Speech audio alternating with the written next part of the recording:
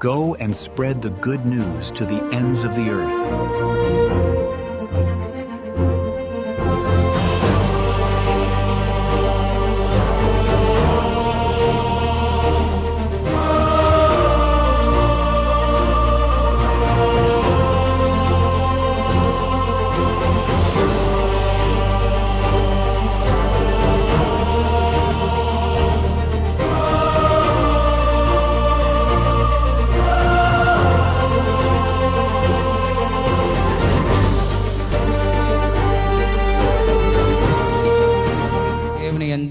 ప్రియమైన సహోదరి సహోదరులారా, దేవుని ప్రియ బిడ్డలారా, మీ అందరికీ దేవుని పరిశుద్ధ నామమున శుభాకాంక్షలు పలుకుతూ ఈ 3వ సామాన్య ఆదివారపు ఈ వాక్య పరిచర్యకు, ఈ దైవారాధనకు మేము ప్రేమతో ఆహ్వానిస్తూ ఉన్నాను.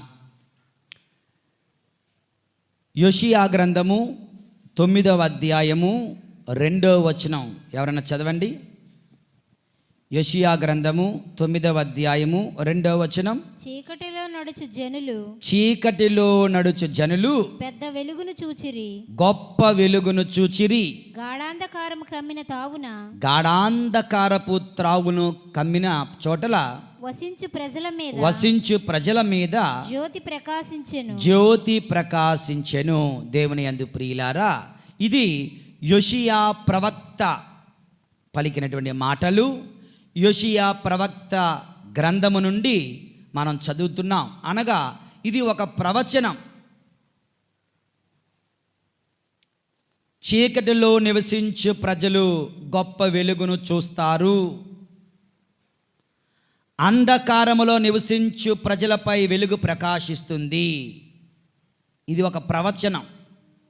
ప్రవచనం అంటే జరగబోయేది, దేవుడు చేయబోయేది తన ప్రవక్తల ద్వారా, తన సేవకుల ద్వారా ముందుగానే తెలియచేయడం.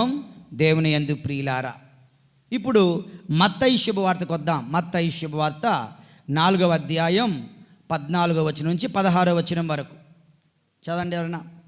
జబూలూను నఫ్తాలి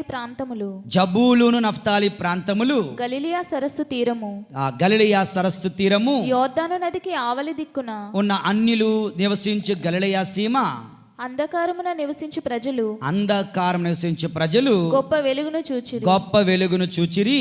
మరణపు నీడలో నివసించు ప్రజలు వారిపై వెలుగు ఉదయించెను.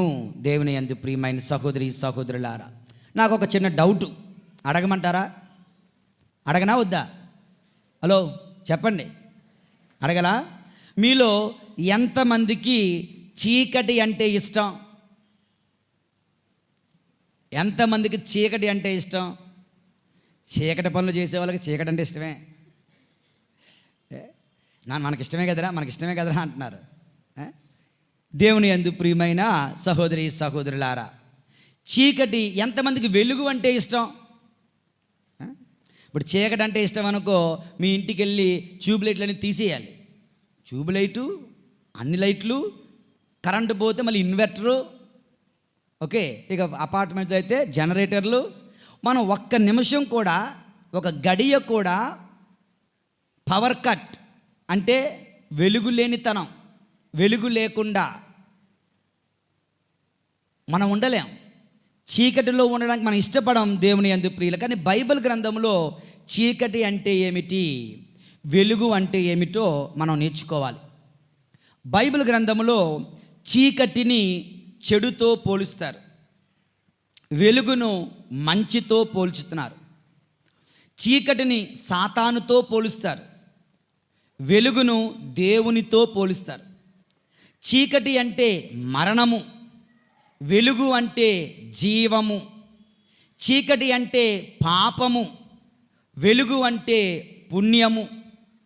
చీకటి అంటే నరకము, వెలుగు అంటే నిత్యానందము, పరలోకము, స్వర్గము. దేవుని యందు ప్రియమైన సహోదరి సహోదరులారా, మరి మనం చీకటిలో ఉన్నామా, వెలుగులో ఉన్నామా? చెప్పండి. గొప్ప వెలుగులో ఉన్నాం కదా, కానీ మన హృదయాలు చీకటిలో ఉన్నాయా, వెలుగులో ఉన్నాయా? మన ఆత్మలు, మన ఆత్మీయ జీవితం, మన క్రైస్తవ జీవితం చీకటిలో ఉందా? వెలుగులోకి వస్తుందా? వచ్చిందా? రావాలనుకుంటుందా? దేవుని యందు ప్రియమైన సహోదరి సహోదరులారా, ఈ బోర్డింగ్లో లేదంటే హాస్టల్స్లో చదువుకున్నప్పుడు, లేదా మనందరం కూడా ఒక దగ్గర సమావేశమైనప్పుడు, మేమందరం సమావేశం టక్కన కరెంటు పోయిందనుకో ఏం చేస్తారు? ఏం చేయలేదా? ఇప్పుడును ఏమరుతారు? ఏం చెప్తారు? ఓ నరుకుతారు కరెంటు పోతే. ఓకే, మళ్ళీ కొంతసేపటికి మరలా కరెంట్ వచ్చింది. ఓకే, వెలుగు పోయింది, చీకటి ఏర్పడింది, ఓ అని అరిచారు. ఇప్పుడు చీకటి పోయింది, వెలుగు వచ్చింది, అప్పుడు ఏం చేస్తారు? మళ్ళీ ఓ అని అరుస్తారు. ఓకే, అరే కరెంటు పోయినా ఓ అని అరిచారు, కరెంటు వచ్చినా ఓ అని అరిచారు, చీకటిలో అరిచారు, వెలుగులో అరిచారు. కానీ అరుపులకు చాలా తేడా ఉంది. చీకటిలో కరెంటు పోతే అరిచారే, ఆ అరుపులో భయం ఉంటుంది, బాధ ఉంటుంది, నిరుత్సాహం ఉంటుంది. దేవుని యందు భయంతో అరుస్తాం, బాధతో అరుస్తాం, నిరుత్సాహంతో అరుస్తాం. అయ్యో వెలుగు లేదే, అయ్యో చీకటి వచ్చేసింది. అదే వెలుగు వచ్చిందనుకోండి, దేవుని యందు ప్రియులారా, ఆనందంతో, సంతోషంతో, ఒక ధైర్యముతో. మన దేవుడు చీకటి దేవుడు కాదు, మన దేవుడు వెలుగు ప్రకాశకుడు, మన దేవుడు వెలుగును పంచేవాడు, మన దేవుడు వెలుగును ఇచ్చేవాడు, మన దేవుడు వెలుగొందేవాడు. కోటి సూర్యుల కాంతుల కన్నా అధికమైనటువంటి తేజస్సుతో ఎల్లకాలము వెలుగొందే దేవుడు మన దేవుడు. దేవుని యందు ప్రియులారా, దర్శన గ్రంథంలో ఆ యొక్క గొర్రె పిల్ల గురించి రాయబడుతుంది. ఆ గొర్రె పిల్లే వాళ్ళకు వెలుగు. ఇంకా వాళ్ళకి సూర్యుడితో పని లేదు, వారికి చంద్రుడితో పని లేదు, సూర్యుడితో పని లేదు, చంద్రుడితో పని లేదు. ఎందుకంటే గొర్రె పిల్ల ప్రకాశిస్తూ ఉంటాడు, యేసు ప్రభు ప్రకాశిస్తూ ఉంటాడు. దేవుని యందు ప్రియమైన సహోదరి సహోదరులారా, మరి ఈ యొక్క చీకటి గురించి, ఈ యొక్క వెలుగు గురించి ధ్యానిస్తున్న మనం, చీకటి అంటే పాపము అని, చీకటి అంటే సాతానుడు అని, చీకటి అంటే చెడు అని, చీకటి అంటే మరణమని, చీకటి అంటే నరకమని, వెలుగు అంటే మంచి అని, వెలుగు అంటే దేవుడు అని, వెలుగు అంటే పుణ్యమని, వెలుగు అంటే జీవమని, వెలుగు అంటే స్వర్గధామమని ధ్యానిస్తున్న మనం, దేవుని యందు ప్రియులారా, ఈనాటి మొదటి పట్టణం చూపిస్తున్న చీకటి ఏమిటో చూద్దాం. ఈనాటి రెండవ పట్టణం హెచ్చరిస్తున్న చీకటి బ్రతుకులు ఏమిటో చూద్దాం. ఈనాటి సువిశేష పట్టణం మనకి ఇస్తున్నటువంటి ఆ వెలుగు మార్గం ఏమిటో ఈ రోజున మనం నేర్చుకుందాం. దేవుని యందు ప్రియమైన సహోదరి సహోదరులారా, యేషువా వందనం, యేషువా స్తోత్రం, యేసువా స్తోత్రం. Praise the Lord, praise the Lord, praise the Lord, praise the Lord. Hallelujah, hallelujah, hallelujah, hallelujah, hallelujah, hallelujah. Okay, దేవుని యందు ప్రియులారా, మొట్టమొదటిగా ఈనాటి మొదటి పట్టణం చూసినట్లయితే, ఆ మొదటి పట్టణం మనకు నేర్పిస్తుంది ఓకే, బానిసత్వం ఒక చీకటి. చెప్పండి అందరూ, బానిసత్వంలో బ్రతకడము అంటే చీకటిలో బ్రతకడమే. ఓకే, బానిసత్వంలో బ్రతకడం అంటే చీకటిలో బ్రతకడమే. యోషియా గ్రంథము 8వ అధ్యాయము చదవండి ఎవరైనా. యోషియా గ్రంథము 8వ అధ్యాయము 21, 22 వచనాలు చదవండి. ప్రజలు ఆకలిగొని ఆ, నిరుత్సాహముతో దేశమున తిరుగాడుదురు. ఓకే, ఆకలి వలన కోపము వలన ఓకే, తమ రాజును దేవుని శపింతురు. శపింతురు, ఇంకా భూమి వైపు పారజూతురు. ఓకే, కానీ విషాదము చీకటి తప్ప వారికి ఏమీ వారికి ఏమీ కనిపింపదు. కనిపింపవు. Very good. ఇంకా వారు భయంకరమైన అంధకారమున చిక్కుకొందురు. భయంకరమైన అంధకారమున చిక్కుదురు. ఆ ఉపద్రవము నుండి ఆ తప్పించుకోజాలరు. ఉపద్రవం. దేవుని యందు ప్రియమైన సహోదరి సహోదరులారా, ఆ యొక్క ఇజ్రాయేలు ప్రజల జీవిత పరిస్థితి ఏమిటో, ఎలాగుందో ప్రభు మనకు తెలియచేస్తున్నారు.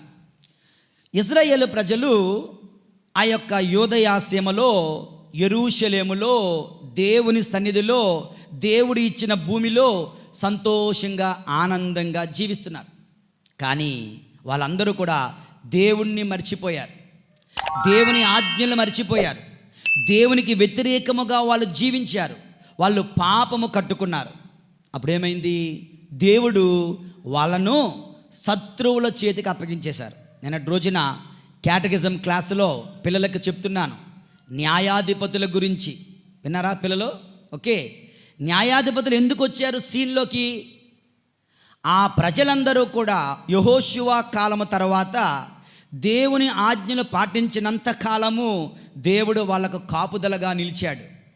ఎప్పుడైతే వాళ్ళు ఇతర వివాహముల ద్వారా ఇతర మతాల వారిని, ఇతర దబ్బర సిద్ధాంతాలను, విగ్రహాలను ఆరాధించే వారిని, మాంత్రిక శక్తితో ఉన్న వారిని పెళ్ళిళ్ళు చేసుకున్నారో, వాళ్ళు కలుషితమైపోయారో, వాళ్ళు భ్రష్టపుత్రులు అయిపోయారో, దేవుణ్ణి మర్చిపోయారో, దైవాజ్ఞలను మర్చిపోయారో, యోధా ఆచరణలు మర్చిపోయారో, దేవుడు వాళ్ళను విడిచిపెట్టేసేవాడు. అనగా వాళ్ళను శత్రువుల చేతికి అప్పగించేవారు. శత్రువులు వచ్చి వాళ్ళ మీద పడేవారు. మళ్ళీ వాళ్ళు దేవా మమ్ము క్షమించు, మేము పాపం చేశామన్నప్పుడు ఒక లీడర్, ఒక నాయకుడు, ఒక న్యాయాధిపతిని, ఒక సంసోనును, ఒక గిద్యోనును, ఒక దెబోరాను పంపిస్తూ వాళ్ళని రక్షించాడు ఆయా కాలాలలో. దేవుని యందు ప్రియులారా, మరి ఇక్కడ కూడా ఏం జరుగుతుందండి అంటే బాబిలోనియాకు వాళ్ళందరూ కూడా కొనిపోబడ్డారు. వాళ్ళు ఎక్కడుండాలి? యోదయా ప్రాంతంలో ఉండాలి, దేవుని యొక్క ఇచ్చిన ప్రదేశంలో ఉండాలి. కానీ వాళ్ళ పాపము కట్టుకున్నారు కనుక, దేవుని తిరస్కరించారు కనుక, దైవాజ్ఞలు విస్మరించారు కనుక ఏం చేస్తున్నారు? దేవుడు వాళ్ళను విడిచిపెట్టేశాడు. శత్రువులు వచ్చి వాళ్ళ మీద పడ్డారు, శత్రువులు వచ్చి వాళ్ళను బానిసత్వాన్ని కొనిపోయారు. దేవుని యందు ప్రియమైన సహోదరి సహోదరులారా, ఆ బానిసత్వం వాళ్ళకు చీకటిగా కనిపిస్తుంది. బానిసత్వ బ్రతుకు చీకటి బ్రతుకు. మరి మన సంగతి ఏంటి? దేవుని యందు ప్రియులారా, గుర్తుంచుకోండి, నువ్వు దేవుని ఆజ్ఞను పాటించినంత వరకు దేవుని కాపుదల నీతో ఉంటుంది. చాలామంది అంటుంటారు, నేను ప్రార్థన చేస్తున్నాను జరగట్లేదు, దేవుడు దీవించడం లేదు, డబ్బులు ఇస్తున్నాను దేవుడు దీవించటం లేదు, 10% తీస్తున్నాను దేవుడు దీవించటం లేదు, నవదిన ప్రార్థనలు చెప్తున్నాను దేవుడు దీవించటం లేదు, మరీ దళంలో ఉన్నాను, ఆ గుడికి వెళ్ళాను, ఈ గుడికి వెళ్ళాను, దేవుడు దీవించటం లేదు. ఎందుకు దేవుడు దీవించటం లేదు? దేవుని యందు ప్రియులారా, దేవుని ఆజ్ఞలు విస్మరిస్తున్నావు, దేవుని ఆజ్ఞల ప్రకారం జీవించటం లేదు, నువ్వు పాపములో మునిగిపోతున్నావు. పాపము చేసిన వాడు పాపమునకు చెప్పండి బానిస. Okay, fill in the blanks. పాపము చేసిన వాడు డాష్. అందరూ పాపము చేసిన వాడు, నేను చెప్పింది మీకు చెప్పదు చిలక పలుకులు. పాపము చేసిన వాడు తర్వాత ఏంటి చెప్పండి గట్టిగా. పాపము చేసిన వాడు, పాపము చేసినవాడు పాపమునకు బానిస. పాపము ఒక బానిసత్వం, బానిసత్వము ఒక చీకటి. ఓకే, పాపము బానిసత్వం చెప్పాలి. పాపము బానిసత్వము అంధకారం.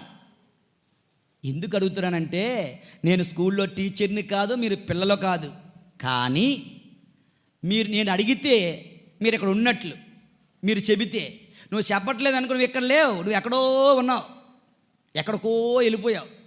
అక్కడి నుంచి నేను లాగాలంటే ఇలా ఏదో చెయ్యాలి, జిమ్మిక్కులు, మ్యాజిక్లు. ఓకే, దేవుని యందు ప్రియులారా, పాపము ఒక బానిసత్వము, బానిసత్వము ఒక అంధకార జీవితం కదా. అంటే పాపపు జీవితము ఈజ్ఈక్వల్ టు అంధకార జీవితము. దేవుని యందు ప్రియుల, నువ్వు నేను అనుకోవచ్చు, ఇందాక అన్నారు కదా, మనం చీకట్లో ఉన్నామా వెలుగులో ఉన్నామా? ఓ గొప్ప వెలుగులో ఉన్నా, పెద్ద పెద్ద లైట్లు కదా. దేవుని యందు ప్రియులారా, భౌతికంగా మన చుట్టూ వెలుగు ఉన్నా, నీ హృదయములో, నీ ఆత్మలో, నీ ఇన్నర్ లైఫ్, నీ అంతర్గత జీవితంలో చీకటి అలుముకుంది, చీకటిలో బ్రతుకుతూ ఉన్నావు. ప్రియమైన సహోదరి సహోదరులారా, ఇది వద్దు అన్న పనినే నువ్వు చేస్తున్నావు, ఇది చెయ్యకూడదు అన్న పనినే నువ్వు చేస్తున్నావు. ఇది చెయ్యకూడదు చెయ్యకూడదు చెయ్యకూడదు అంటూనే అందులోనే బతుకుతూ ఉన్నావు. బానిస బ్రతుకులు బతుకుతూ ఉన్నాం. దేవుని యందు ప్రియమైన సహోదరి సహోదరులారా, చెడు తలంపులు తలంచకుండా నువ్వు నిద్రపోలేకపోతున్నావు. నీ శరీరమును నువ్వు పాడు చేసుకోకుండా నువ్వు నిద్రపోలేకపోతున్నావు. పరాయి స్త్రీల గురించి ఆలోచించకుండా నువ్వు నిద్రపోలేకపోతున్నావు. దేవుడు ఎందుకు వివాహ వ్యవస్థను సృష్టించాడు తెలుసా? ఈరోజు అందరూ పూజ అయిన తర్వాత అనౌన్స్మెంట్లో ఉండండి. ముఖ్యమైన విషయాలు చెప్పాలనుకుంటున్నాను ఈ రోజున. దేవుడు ఎందుకు వివాహ వ్యవస్థను స్థాపించాడు? ఇదిగో, ఒకవేళ శరీర కోరికలు నీలో ఉంటే దేవుడు నీకు ఇచ్చినటువంటి భర్తతో లేదా భార్యతో మాత్రమే నువ్వు పెళ్లి చేసుకోను అన్నావు. పెళ్లి చేసుకోకుండా ఉంటున్నావు. ఒక గురువు, ఒక మఠకన్య అయితే ఓకే, ఎందుకంటే మాకు ఖాళీ ఉండదు.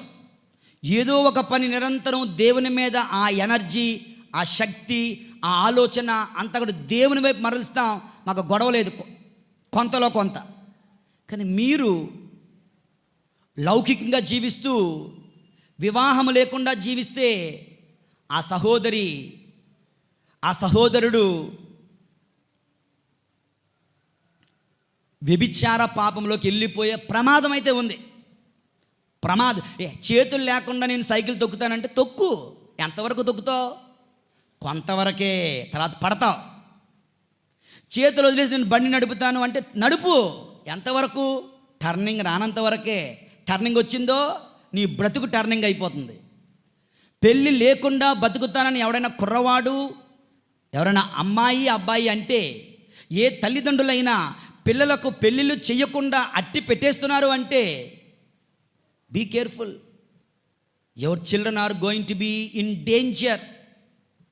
వారు ఘోరమైన పాపములోనికి పడిపోయే ప్రమాదం ఉంది.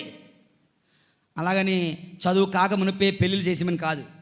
Give time up to 25 years, below 30 years. వాళ్ళకంటూ ఒక చక్కని వివాహ వ్యవస్థలు వాళ్ళని పెట్టాలి. వాళ్ళ ఆలోచనలు ఆ గుమ్మం దాటి వెళ్ళకూడదు, తన భర్తను దాటి వెళ్ళకూడదు, తన భార్యను దాటి వెళ్ళకూడదు. కొంతమంది ఉంటారు, ఎవరంటే వాళ్ళని దరిద్రులు అనొచ్చు. కళ్ళ ముందు భార్య ఉంటుంది, వాడి కళ్ళు మాత్రం ఎక్కడో ఉంటాయి. అక్రమ సంబంధాల్లో ఉన్నవాళ్ళు ఒకరితో సరిపోదు. దొరికిన ప్రతి అమ్మాయిని గెలకడమే, గోకడమే. సాతాను దూతలు వీళ్ళు మామూలు మనుషులు కాదు. వీళ్ళు మనుషులు కాదు, దుర్మార్గులు. వీళ్ళు దుష్టులు. వీళ్ళు మనిషి రూపాన్ని ధరించారంతే. పెళ్ళి ఎందుకు? నీ ఆలోచనలు, నీ జీవితం, నీ మాటలు ఒక వ్యక్తికి అంకితం చేసుకోవడం కోసం. దేవుని యందు అప్పుడు వాళ్ళు బానిసత్వంలోకి వెళ్ళరు, పాపంలో పడరు. భక్తునైనటువంటి పౌలు గారు అంటారు కదా, నా వలే మీరు బ్రహ్మచారులుగా ఉండండి, లేదు కామాగ్ని మిమ్మల్ని దహిస్తూ వేస్తుందంటే మీరు పెళ్లి చేసుకొని పవిత్ర కుటుంబ జీవితం జీవించండి. పక్కనే భార్య ఉంటుంది, పక్కనే భర్త ఉంటాడు. వీళ్ళ మనసులో వీళ్ళు ఎక్కడో ఉంటాయి. దేవుని యందు ప్రియమైన సహోదరి సహోదరులారా, ఇటువంటి బానిస బతుకుతున్నావా నువ్వు? అంటే అంధకారంలో జీవిస్తున్నావు, చీకటిలో బ్రతుకుతున్నావు ప్రియమైన సహోదరుడా సహోదరి. ఓకే, మరొకడు అంటాడు, నిన్నటి రోజున ఒక అతను వచ్చాడు, ఒక పెద్ద కంపెనీలో పనిచేస్తున్నాడట. ఫాదర్ అండి, నేను ప్రార్థన చేస్తున్నాను, జరగట్లేదు, అప్పులు పాలైపోయాను, 40 లక్షలు. 40 లక్షలా? ఏం చేశాను ఆయన? జోదవాడాడట. జోదవాడాను, కోడి పందాలకి వెళ్ళాను, 30-40 లక్షలు కోల్పోయానండి అంటున్నాడు. నన్ను ఏం చేయమంటారండి అన్నాడు. అప్పు చేసి మళ్ళీ వీళ్ళు ఆడారు భయ అన్నాను. ఇంకేం చేస్తాను, మళ్ళీ వచ్చేస్తాయి కదా అన్నాను. దొరకట్లేదు, అప్పు పుట్టట్లేదండి అంటే. అది దొరికితే పుట్టేది మళ్ళీ వెళ్తాడనమాట. దేవుని యందు ప్రియులారా, బానిసత్వం అంటే ఇది చెయ్యకుండా వాడు ఉండలేకపోతున్నాడు. ప్రియమైన సహోదరుడా సహోదరి, కొంతమందికి మందు తాగితే ఈ బానిసత్వం ఎలా ఉంటుందో తెలుసా? ప్రియమైన సహోదరి సహోదరుడా, ఎప్పుడో నేను చిన్నప్పుడు తెలుసుకున్న కథ. నాకు ఊరిలో ఒక అమ్మ ఉంది, భార్య. వాళ్ళ ఆయన రోజు సాయంత్రం 6-7 గంటలకు ఇంటికి వస్తాడు. ఇంకా ఆడు ఇంటికి వచ్చాడు, వీధిలోకి వచ్చాడంటే స్టార్ట్ అయిపోద్ది అన్నమాట పెద్ద గొడవ. అక్కడి నుంచే ఒరే ఒరే ఒరే ఇంకా పిలుస్తూ ఉంటాడు అన్నమాట వాళ్ళ ఆవిడ్ని. ఈవిడ ఊరుకుంటుంది, ఈవిడ కూడా వెళ్తుంది. అక్కడిని వీధి చివరి నుంచి ఇద్దరు జిత్తులు పట్టుకొని కొట్టుకొని దొర్లుకొని వస్తారు. రూమ్లోకి వస్తే వాడు కాలుతో తంతాడు అన్నమాట, నడ్డి మీద తంతా ఉంటాడు. ఇలా వాడు జీవితం ప్రతిరోజు తాగడం తన్నడం, తాగడం తన్నడం. చెప్పండి, తాగడం అంతే, ఇంకేం లేదు లోకంలో. ఇలాగ అయిన తర్వాత మరి తాగినోడు ఎక్కువ కాలం బతకడుగా. తాగినోడికి ఆ లోపల ఉన్న సామాన్లన్నీ పాడైపోతాయి. మనోడు చచ్చాడు. ఇప్పుడు ఈవిడికి ఒక రోజున ఈవిడ ఎలా బతుకుతుందో అనుకున్నారు. పోనీ ఈవిడ ప్రశాంతంగా బతుకుతుంది, ఈవిడ హాయిగా బతుకుతుందని వీధిలో వాళ్ళందరూ అనుకున్నారు. కానీ ఒకరోజు సాయంత్రం వీళ్ళ ఇంటిలో అరుపులు కేకలు వినిపిస్తున్నాయి. వీళ్ళందరూ వీధిలో వాళ్ళందరూ వచ్చి మీటింగ్ పెట్టుకున్నారు. అరే, ఇంతకు ముందు వీళ్ళ ఆయన ఉండేవాడు, తాగేవాడు, తన్నేవాడు, అరుపులు కేకలు వినిపించే ఒక అర్థం పర్థం ఉంది. ఇప్పుడు వీళ్ళ ఆయన లేడు, ఆవిడ ఒక్కరితే ఉంటుంది, అయినా అరుపులు కేకలు వినిపిస్తున్నాయి ఏంటి, పదని చూద్దామని చెప్పి అందరూ వెళ్ళి ఆ కిటికీలోని చూశారు. విచిత్రం ఏంటంటే ఆ ఇంటి మధ్యన పెద్ద తాడు కట్టుకొని, ఆ తాడుకి ఇంత పెద్ద బండరాయి వేసుకొని, ఆ బండరాయిని సయ్యన ఇసిరి వెళ్ళి నడ్డి పెడుతుంది. తాపని వెళ్తే అయ్య బాబు సత్యండ్రా బాబు అని పడుతుంది. మళ్ళీ విసురుతుంది, మళ్ళీ తన్నించుకుంటుంది, మళ్ళీ విసురుతుంది, మళ్ళీ తన్నించుకుంటుంది. వీళ్ళందరూ అవాక్కైపోయారు. అవాక్కైపోయారు, ముక్కు మీద వేలేసుకున్నారు, లోపలికి వెళ్ళారు. ఏంటమ్మా ఏం జరుగుతుంది అంటే, ఏమీ లేదు బాబు, ఇంతకుముందు మా ఆయన ఉండేవాడు, రోజు తాగి సొత్తి తన్నేవాడు, వాటితో ఫైటింగ్ చేసేవాడిని, ఒళ్ళు బాగా అలసిపోయేది, హాయిగా నిద్రపోయేదాన్ని. ఇప్పుడు నన్ను తన్నేవాడు అవడం లేడు, నా ఒళ్ళు అలసిపోవడం లేదు, నాకు నిద్ర రావడం లేదు, ఇంక నేను ఏం చేయను, ఇదే నాకు మార్గం అని నాకు నేనే తన్నించుకుంటున్నాను. పాపము కూడా ఇంతే, పాపిష్టి బ్రతుకు కూడా ఇంతే. అది అలవాటు అయిపోతుంది, అది లేకపోతే నువ్వు బతకలేవు. అంధకారంలో జీవిస్తున్న వాడు అయిపోతావు. మందు లేకపోతే నిద్ర ఉండదు, మొద్ద దిగదు. చాలా పండగల్లో మీకు తెలుసో లేదో నాకు తెలియదు, మీకు తెలుసో లేదో నాకు తెలియదు, నాకు తెలుసు, నేను చూసా, నేను విన్నా, ఈ గురువుల మాటల్లో కూడా విన్నా. పండగల్లో భోజనాలు పెడతారు చూడు, భోజనాలు పెడుతున్నప్పుడు కొంచెం చికెన్ గిక్కును సైడ్ చేసేస్తారు. ఎందుకు ఎందుకు మందు తెచ్చుకొని తాగి ఈ చికెన్ తినడానికి. దేవుడు గుళ్ళో పెట్టారనేది ప్రసాదంతో సమానం కదా. ప్రసాదాన్ని దేంతో మీకు కలుపుతున్నారు వీళ్ళు? వీళ్ళని ఏమంటారు? వీళ్ళని ఏమంటారు? గుడి పండగ రోజు బయటికి వెళ్ళి తాగేసి వచ్చి భోజనం చేసే వాళ్ళు ఉన్నారు. పండగ రోజు దేవుని దీవెనలు పొందే రోజు, ఆ పరలోక ఆశీర్వాదాలు విచారణ పని దిగి వచ్చే రోజున ఇలా చేస్తున్నారు. దేవుని యందు ప్రియులారా, ఇక్కడ అని చెప్పను, ఇక్కడ కూడా ఏమో నాకు తెలీదు, కానీ సర్వసామాన్యంగా జరిగే సందర్భాలను నేను మీకు ముందు పెడుతున్నాను. ఇదేంటిది? ఇదంతా బానిసత్వం, అంటే అంధకారం. ఇప్పుడు చెప్పండి, మనము చీకటిలో బతుకుతున్నామా, వెలుగులో బతుకుతున్నామా?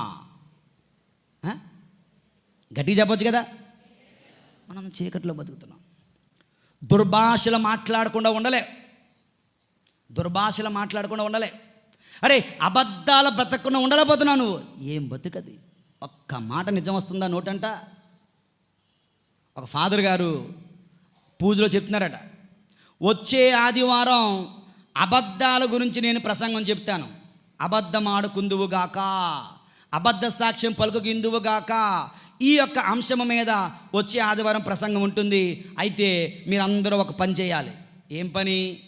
మార్కు శుభవార్త 17వ అధ్యాయం బాగా చదువుకొని రండి అన్నారు. వెళ్ళారు.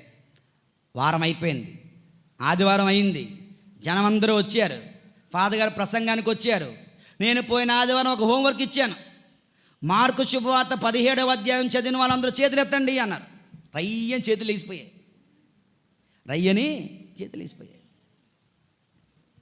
చదివారా మీరు కూడా? మార్కు శుభవార్త 17వ అధ్యాయం చదివారా? చదివేసే ఉంటారు. ఎందుకు చదవలేదు? అక్కడ లేదే.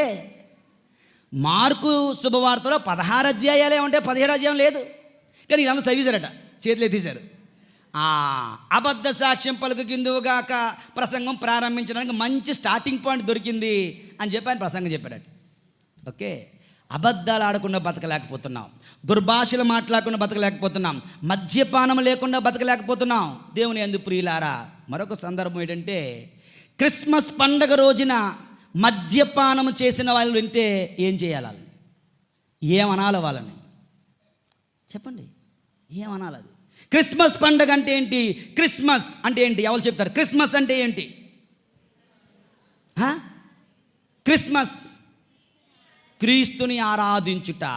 మరియ తల్లి ఆరాధించినట్లుగా, జోజప్ప గారు ఆరాధించినట్లుగా, గొర్రెల కాపర్లు ఆరాధించినట్లుగా, దేవదూతలు ఆరాధించినట్లుగా, సర్వసృష్టి మౌనముగా ప్రభుని ఆరాధించినట్లుగా మనందరం కూడా లోకరక్షకుని ఆరాధిస్తుంటే, సీసా పట్టుకొని కూర్చుంటే అదే రోజున దేవుని యందు ప్రియులారా, కానీ దీవెనలు వచ్చేయాలి, ఉద్యోగాలు వచ్చేయాలి, పెళ్ళిళ్ళు జరిగిపోవాలి, పిల్లలు పుట్టేయాలి, రోగాలు పోవాలి.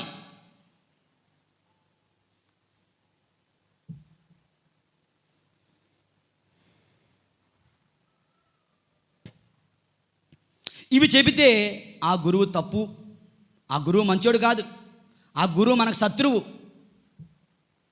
మరి ఎందుకు నేను ఉన్నది ఇక్కడ? మీకు భజన చేయడానిక? మనుషులైన మిమ్మల్ని సంతృప్తిపరచడానిక? మిమ్మల్ని చూసి నేను ఇక్కడికి రాలే, నా దేవుడు పంపగా నేను వచ్చాను. మీ మీద నేను ఆధారపడడం లేదు, నా దేవుని మీద ఆధారపడుతున్నాం. కనుక విల్ స్పీక్. తప్పు జరిగితే మాట్లాడి తీరుతాం, మాట్లాడి తీరాలి. వాడే గురువు, లేదంటే ఆడు రాజకీయ నాయకుడు, ఈజ్ ఎ పొలిటీషియన్. మీ మద్దతు కొరకు, మీ ఓట్ల కొరకు, మీ డబ్బు కొరకు ఎదురు చూసేవాడు అయిపోతాడు. దేవుని యందు ప్రియులారా, ఇది బానిసత్వం, ఇది చీకటి బ్రతుకు, ఇది చీకటి బ్రతుకు. ఓకే, మరి చీకట్లో మనం బ్రతుకుతున్నాం. పక్కన పెడదాం. యేషువా వందనం. Praise the Lord, praise the Lord, praise the Lord, praise the Lord, praise the Lord, praise the Lord. ఇక రెండవ చీకటి బ్రతుకు, రెండవ పట్టణం మనకు నేర్పిస్తుంది. దేవుని యందు ప్రియులారా, పౌలు గారు కొరింథీయులకు రాసిన లేఖ చూడండి, 1వ అధ్యాయము, మొదటి లేఖ 1వ అధ్యాయము 10వ వచనము నుంచి. అక్కడ చాలా విచిత్రంగా ఉందండి, చాలా విచిత్రమైన సంఘటన మనం చూస్తున్నామండి. తొలినాటి క్రైస్తవ సంఘములోనే ఎంత ఘోరం జరిగిపోతుందో. దేవుని యందు ప్రియుల వాక్యం చదవండి అమ్మా. సహోదరులారా, 11వ వచనం చదివేసేయి. ఏలయనా సోదరులారా, మీలో మీకు కలహములు ఉన్నవని క్లోవు కుటుంబ సభ్యులు నాకు చెప్పారు. చెప్పండి నెక్స్ట్. నేను చెప్పినది ఏమనా, మీలో ఒక్కొక్కరు ఒక్కొక్క విధముగా పలుకుచున్నారు. ఓకే, ఒకడు నేను పౌలు అనుచరుడనని,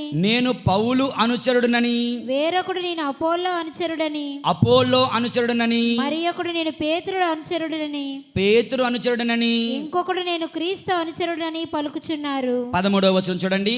క్రీస్తు విభజింపబడెనా? క్రీస్తు ఎక్కడయ్యా విభజించబడ్డాడు? పౌలు మీ కొరకు సిలువ వేయబడెనా? పౌలా నీ కోసం చచ్చిపోయింది. మీరు పౌలు నామమున జ్ఞానస్నానం పొందితిరా? పౌలు నామములోన నువ్వు జ్ఞానస్నానం పొందావు. దేవుని యందు ప్రియులారా, తొలినాటి క్రైస్తవ సంఘములోనే విభజనలు విడిపోయి ఉన్నారు. నేను మీకు చెప్పాను, నేను విచారణకు వచ్చిన తర్వాత ఎవరికైనా జ్ఞానస్నానం ఇస్తే ఆ జ్ఞానస్నానం రిజిస్టర్లో, బ్యాప్టిజం రిజిస్టర్లో క్యాస్ట్ అని ఉంటుంది. నేను నిల్ అని రాసేస్తాను, గీత పెడేస్తాను, నో క్యాస్ట్. ఇక్కడ ఉన్న ఎవరికి క్యాస్ట్ లేదు, క్యాస్ట్ ఉండకూడదు. ఓకే, ఎందుకంటే మనందరిది ఒకటే క్యాస్ట్, క్రీస్తు అనే క్యాస్ట్ ఉంటే. ప్రియమైన సహోదరి సహోదరులారా, separation is darkness, sin is darkness, slavery is darkness, separation is darkness, division is darkness. పాపము బానిసత్వం అయితే, బానిసత్వం అంధకార జీవితం అయితే, విభజింపబడుట, విడిపోవుట, వర్గ విభేదాలు, చీకటి బ్రతుకు, నీలో వర్గము కులము అనే గజ్జి నీలో ఉంటే you are darkness, you are living in darkness.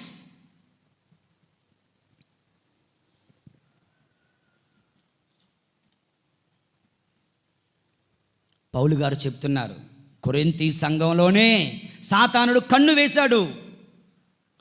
కొరింథీ సంఘంలో ఉన్నటువంటి ప్రజలని సాతానుడు విభజిస్తున్నాడు. నిన్ను పౌలు తీసుకొచ్చాడు, నువ్వు పౌలు పార్టీ, నువ్వు అపోలో పార్టీ, నువ్వు పేతురు పార్టీ. గ్రూపులు. దేవుని యందు ప్రియమైన సహోదరులారా, ఇక్కడ మనకి ఈ దరిద్రం, ఈ దౌర్భాగ్యం ఉంది. దురదృష్టం ఏంటంటే ఇది గురువుల్లో ఉంటుంది, ఇది బిషప్పుల్లో ఉంటుంది. ఇది మన దరిద్రం, మన దౌర్భాగ్యం. ఆ దేవుడే మనం రక్షించాలి. సరే, ఆ బిషప్పులు, ఆ గురువులు దేవుడికి లెక్క చెప్పుకుంటారు, దేవుడి నుంచి తీవ్రమైన శాపాన్ని కొందెచ్చుకుంటారు. వాళ్ళ సంగతి పక్కన పెడదాం, మనకెందుకు ఆల గొడవ, మన సంగతి మనం చూసుకుందాం. నీ మట్టుకు నువ్వు, వాట్ ఆర్ యు? నీ మట్టుకు నువ్వు. ఒకరోజు ఒక సహోదరుడు ఫోన్ కొనుక్కున్నాడు. ఫాదర్ అండి నా ఫోన్ చూడండి అని వచ్చాడు. బ్లెస్సింగ్ ఇమ్మన్నాడు. ఓకే, ఫోన్ చూశాను, బ్లెస్సింగ్ ఇచ్చాడు. బాగుందిరా ఫోన్, చాలా బాగుంది, పౌచ్ చాలా బాగుంది. వాడు ఓపెన్ చేసి చూడండి, లోపల ఫీచర్స్ చూడండి అన్నాడు. వాడు ఓపెన్ చేసి ఇచ్చాడు. ఇంత టిక్ అని ఒక వాట్సాప్ మెసేజ్ వచ్చింది. అది మనం చూడొద్దన్నా వచ్చి కళ్ళ ముందు వచ్చింది. మనం ఏం చేస్తాం? ఆ వాట్సాప్ చూస్తే ఏముందో తెలుసా? వాళ్ళ కులం గ్రూపు. మనందరం ఈ కులం. ఓకే, విచారంలో ఏంటిది? ఇది ఎంత దౌర్భాగ్యం అది! ఎవడైనా ఎప్పుడైనా మనది ఒక కులం అన్నాడంటే వాడు సాతానుడు. ఎలాగా సాతాను కొట్టలేం, వీడిని కొట్టాయి, అటు దొరకడుగా, ఇటు దొరికాడుగా, తన్నేయి, గెంటి వేసేయి. క్యాస్ట్కు లొంగకమ్మా, కులాలకు లొంగకండి. దీవెనలు రావు. I don't have any caste చెప్తున్నాను. ఎవడన్నా ఉంటే ఇష్టపడతామేమో అంతవరకే, మాట్లాడతామేమో అంతవరకే. No meetings, no gatherings, no WhatsApp groups, no sharing. నీ బతుకు నీది, నా బతుకు నాది. నువ్వు దేవునికి లెక్క చెప్పుకో, నేను దేవునికి లెక్క చెప్పుకుంటాను. మనందరం అలా బ్రతకాలి. మనందరం ఒక కులం. రండి, ఏంటి వచ్చేం చేస్తావు? వాడు మిమ్మల్ని వాడుకుంటాడు. ఎవడైతే మిమ్మల్ని పిలుస్తున్నాడో ఇదంతా మన కులం రండి అని, వాడు మిమ్మల్ని వాడుకుంటున్నాడంతే. నీకేం అవసరం? ఎవడన్నా రూపాయి ఇస్తాడా? నీ కష్టంలో అప్పిస్తాడా? ఇవ్వడు. మరి ఎందుకు?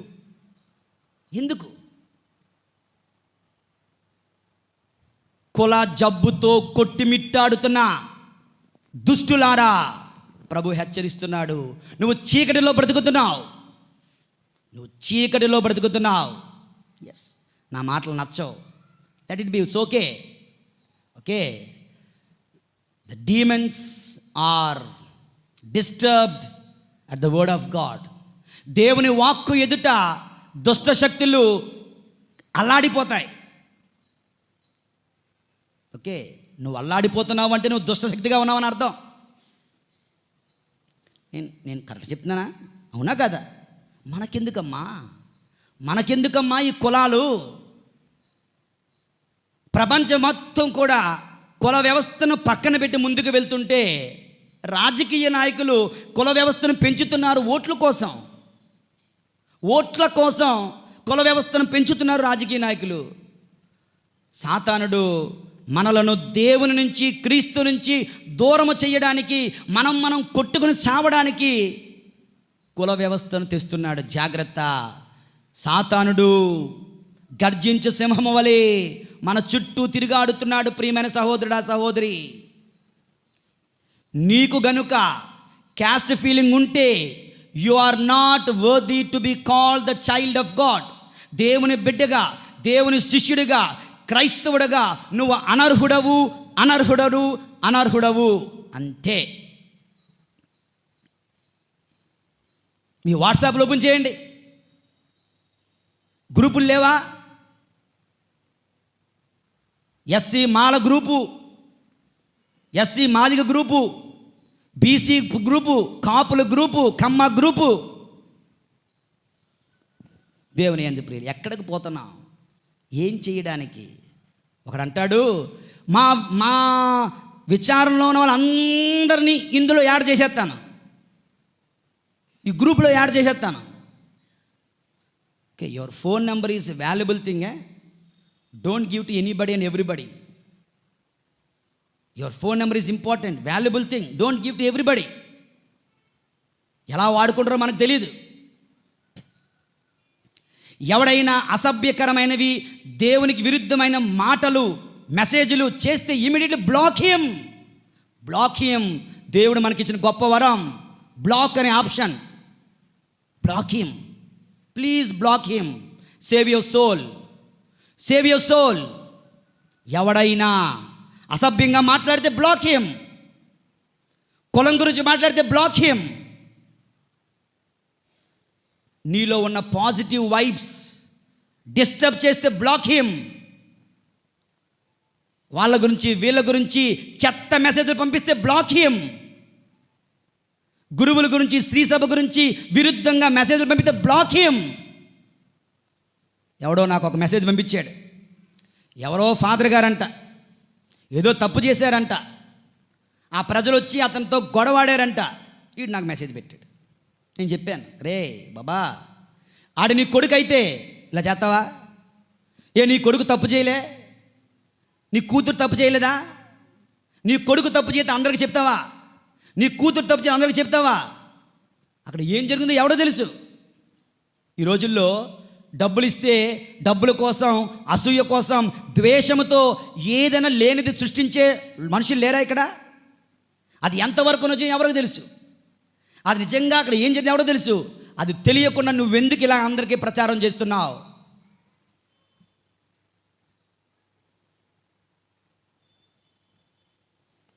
ఈరోజు ప్రసంగం నేనేమి చెప్పకూడదు, గొంతు పోయింది అనుకొని వచ్చాను. ఏదో అవుతుంది ఇక్కడ. ఓకే, దేవుని యందు ప్రియులారా, maybe the lord is talking to you.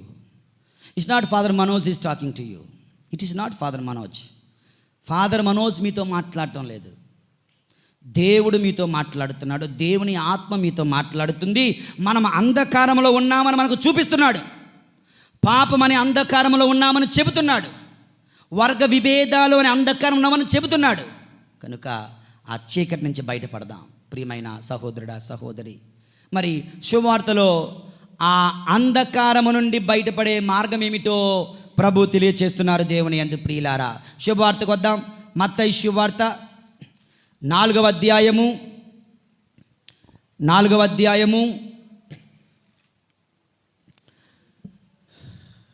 15వ వచనం మధ్యలో ఉంటుంది. గొప్ప వెలుగును వారు చూచిరి, గొప్ప వెలుగు వారిపై ఉదయించెను. ఏమిటా గొప్ప వెలుగు? చెప్పండి, ఏమిటా గొప్ప వెలుగు? ఇప్పుడు చీకటి అంటే పాపమని, చీకటి అంటే వర్గ విభేదాలని నేర్చుకున్న మనం, వాళ్ళపై వెలుగు ప్రకాశించింది. ఎవరు ఆ వెలుగు? ఏమిటా వెలుగు? చెప్పండి, ఎవరు ఆ వెలుగు? ఏమిటా వెలుగు? తెలీదా? చెప్పచ్చు కదా గట్టిగా, గట్టిగా, ఇంకా గట్టిగా. యేసువే ఆ వెలుగు, యేసు బోధలే ఆ వెలుగు. దేవుని యందు యేసు బోధనలే ఆ వెలుగు, యేసు ప్రభువే ఆ వెలుగు. ఆ వెలుగులో మనం జీవించాలి. ఆ వెలుగులో మనం జీవించాలంటే రెండు conditions: repent and believe. Repent and follow him అనగా పశ్చాత్తాప, హృదయ పరివర్తన చెందుదాం, అతనిని అనుసరించుదాం. హృదయ పరివర్తన. తప్పు ఎవడైనా చేస్తాడు, పాపము ఎవడైనా చేస్తాడు, వర్గ విభేదాలు, న్యాచురల్ ఇన్క్లినేషన్, నా క్యాస్ట్ వాడంటే నాకు ఎంతో ఇష్టం చెప్పలేను, తప్పదు. కానీ నువ్వు తప్పు చేసావు కదా, ప్రభు తప్పు అని చెప్పాడు కదా. This is the moment where you should correct your life. నీ జీవితాన్ని మార్చుకో, నీ తప్పును తెలుసుకో. ఏం చేయాలి తెలుసా? ఇప్పుడే ఆ ఫోన్ తీసి అటువంటి గ్రూపుల్లో నువ్వు ఉంటే ఎగ్జిట్ అయిపోయి ఆ గ్రూప్ని డిలీట్ చేసి పడేయాలి. నిన్నెవడైతే ఆ గ్రూప్లో ఇన్వైట్ చేసాడో వాడిని బ్లాక్ చేసి పడేయాలి. ఇప్పుడే ఇక్కడే. That is the best offering we are giving to God today. దేవుడికి మనం ఇచ్చే గొప్ప కానుక అది కావాలి. అది హృదయ పరివర్తన అంటే. ఆ ఫాదర్ గారు అలాగే చెప్తారులే, ఆ దేవుడు అలాగే చెప్తాడులే, నా బతుకు నాదే, నా పనులు నావే, నేను మారను, గో టు హెల్. అంతే కదా, అంతకుమించి మనం ఏం చెప్పగలం? ప్రియమైన సహోదరుడా సహోదరి, హృదయ పరివర్తన చెందండి, క్రీస్తుని అనుసరించండి. క్రీస్తు పిలుస్తున్నాడు నన్ను అనుసరింపుము అని. నన్ను అనుసరింపుము అన్నప్పుడు పేతురుకు ఒక సమస్య వచ్చింది, యోహానుకు ఒక సమస్య వచ్చింది, ఆంద్రేయకు యాకోబుకు ఒక సమస్య వచ్చింది. ఏంటో సమస్య చెప్పగలరా? వాళ్ళ నాన్న, వాళ్ళ బిజినెస్, వాళ్ళ వ్యాపారం, వాళ్ళ పడవ, వాళ్ళ ఇది వాళ్ళ యేసు ప్రభు నన్ను అనుసరించండి అంటే నానున్నాడు, కుటుంబం ఉంది, వ్యాపారం ఉంది, పడవ ఉంది, వల ఉంది, ఏం చేయాలి? పట్టుకుని వెళ్ళిపోదామా? No, leave it and come. మొత్తాన్ని విడిచిపెట్టి యేసు వెనకాతలు వెళ్ళారు. నీ ఇష్టాలు, నీ కులం అంటే ఇష్టం, పాపం అంటే ఇష్టం, వ్యభిచారం అంటే ఇష్టం, మద్యపానం అంటే ఇష్టం, అబద్ధాలంటే ఇష్టం, ఈర్ష్య ద్వేషాలంటే ఇష్టం, వాటిని విడిచిపెట్టి ప్రభుని అనుసరించు. వెలుగులో ఉంటావు, వెలుగు పుత్రుడిగా ఉంటావు, వెలుగొందుతావు, ప్రకాశపుత్రుడిగా జీవిస్తావు. హృదయ పరివర్తన చెందండి, క్రీస్తుని అనుసరించండి. క్రీస్తుని అనుసరించే ప్రక్రియలో సమస్తమును విడిచిపెట్టండి. చీకటి, వెలుగు. ఇప్పుడు చెప్పండి, చీకటి అంటే ఇష్టమా, వెలుగంటే ఇష్టమా? వెలుగంటే ఇష్టం. చీకటిలో ఉన్నారా, వెలుగులో ఉన్నారా? చీకటిలో ఉన్నాం. చీకటిలోనే ఉంటారా, వెలుగు కొత్తారా? వెలుగు రావాలంటే ఏం చేయాలి? హృదయ పరివర్తన, క్రీస్తుని అనుసరించుట. ప్రభు మనం దీవింతుడుగాక. వీక్షకులకు, శ్రోతలకు అందరికీ కూడా, మీ అందరికీ కూడా మనవి చేస్తున్నాను, ఈ వాక్యాలు కావాలి అనుకున్న వారైతే తప్పనిసరిగా లైక్ ద్వారా ఇష్టపడండి, కమెంట్ ద్వారా ఇంటరాక్ట్ అవ్వండి, షేర్ ద్వారా ఇతరులకు తెలియచేయండి. ఈ సువార్త ఉద్యమములో మీరందరూ పాలు పంచుకొనండి అని మీ అందరినీ కోరుతూ, పితా పుత్ర పరిశుద్ధాత్మ నామమున